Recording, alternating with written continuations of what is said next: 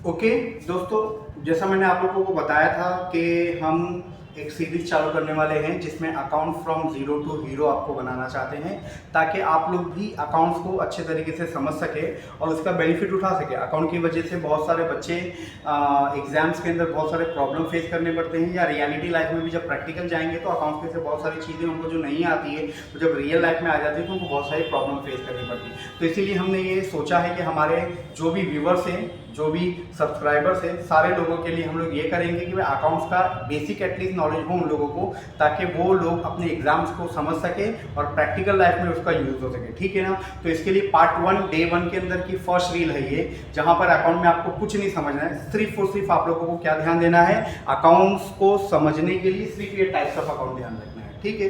Total कितने types of accounts होते हैं? 3, बस। Personal account, real account and nominal account. ठीक है?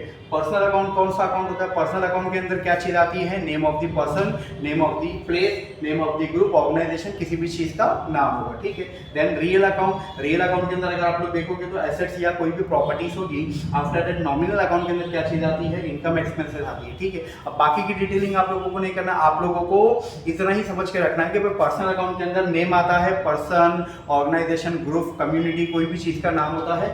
एग्जाम्पल भी अगर मैं आप लोगों को बता दूं, नेम ऑफ द पर्सन में जैसे कि एग्जाम्पल मिस्टर राजेश हो गया, मिस्टर मुकेश हो गया, रिलायंस इंडिया लिमिटेड हो गया, टाटा लिमिटेड हो गया हम लोगों का, तो ये सब ऑर्गेनाइजेशन का नाम है। कोई एनजीओ हो गई है ना, तो उनका नाम हो गया, तो ये सब के सब क्या हो जाएगा हम लोगों का personal account. Then real account के अंदर हम लोग कोई भी एसेट्स का नाम लिख सकते हैं, plant account, machinery account, building account. ठीक है? ये सारे के सारे जो अकाउंट होते हैं that is the real account. After that nominal account की बात करें तो एनी इनकम और any expenses is a nominal account. जैसे कि हमारे लिए इनकम क्या क्या होती है? इंटरेस्ट हो गया, इंटरेस्ट रिसीव्ड हो गया, कमीशन रिसीव्ड हो गया, रेंट रिसीव्ड हो गया, वो सब इनकम है। और अगर एक्सपेंसेस के रिकॉर्ड की मैं बात करूँ तो एक्सपेंसेस हमारे लिए कौन कौन से होते हैं? तो जो भी एक्सपेंस हम लोग पे करते हैं अपने बिजनेस के रिलेटेड, जैसे कि सैलरी पे किया, ऑफिस रेंट पे किया, कमीशन पेड किया, डिस्काउंट दिया, तो वो सब के सब क्या होते हैं हमारे लिए? Nominal account. ठीक है? तो एक छोटा सा आप लोगों के लिए एक बेसिक नॉलेज है कि टाइप्स ऑफ अकाउंट आप लोगों को याद रखना। अकाउंट्स के अंदर सिर्फ पहले 3 ही बात याद रखना है, और ये 3 बात आप लोगों ने सीख लिया तो मतलब पूरा अकाउंट 90% आप लोग सीख चुके हैं।